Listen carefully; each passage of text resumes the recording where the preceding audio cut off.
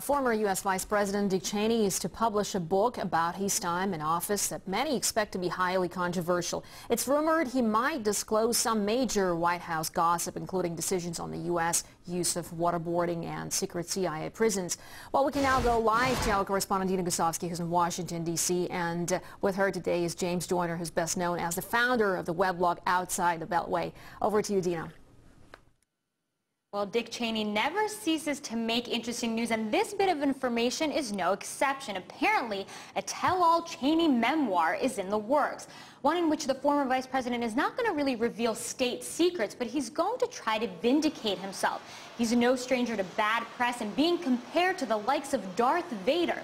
Now, this memoir is also going to expose the sometimes turbulent relationship between Cheney and his former boss. Apparently, Cheney was not too pleased that in his second term, George W. Bush was not keen on listening to every bit of advice that the former vice president had to offer.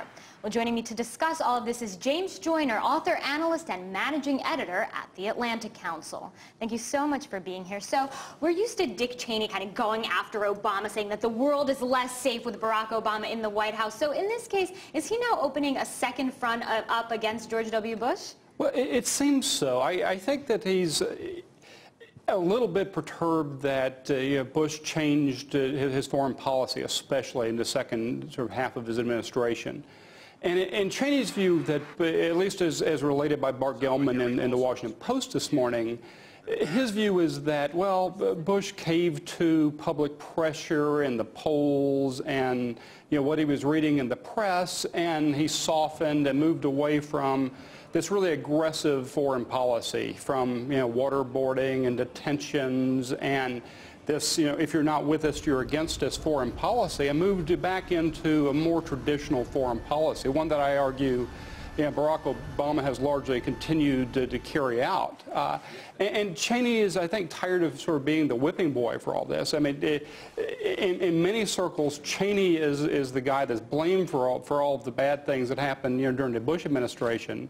And I think he wants, he wants vindication, as you say. I think he is also irritated at other things. The fact that Bush wouldn't pardon Scooter Libby, for example, is really sort of stuck in his craw. Right, Cheney's former chief of staff. But why is former Vice President Dick Cheney doing this right now? I mean, it's been a little bit. I mean, why right now he's kind of like on this mission to get the truth out, as he says? Yeah, it is very interesting. I mean, traditionally, former vice presidents and former presidents tend to go away for a while and let the new kid on the stage sort of do his thing before sort of weighing in. And Cheney just has not done that. Again, I think he thought that Obama was sort of the main threat to his legacy and to the policy, not just so much Cheney's reputation, but the policies that I think Cheney genuinely believed were good for the country and necessary to protect the security of the country. I think Cheney has a very different view of the nature of the al-Qaeda threat and how to deal with it than the conventional wisdom in Washington, either as shown by the current administration or, the last 2 or 3 years of the Bush administration. Very briefly, what other shocking revelations could we read about in this book? I don't know. Cheney has said that he's not going to give a lot of personal details, so I think we're just going to find more policy disputes. And I think what we're going to find is that Cheney was not as in charge and Bush was not as much of a puppet as previously believed. Well, thank you so much for being here. I think we're all going to be running to the bookstores when this memoir does come out. For now, back to you in Moscow, Marina. All right, Dina, thanks very much indeed. Interesting stuff there. Dina Gusovsky reporting from Washington, D.C.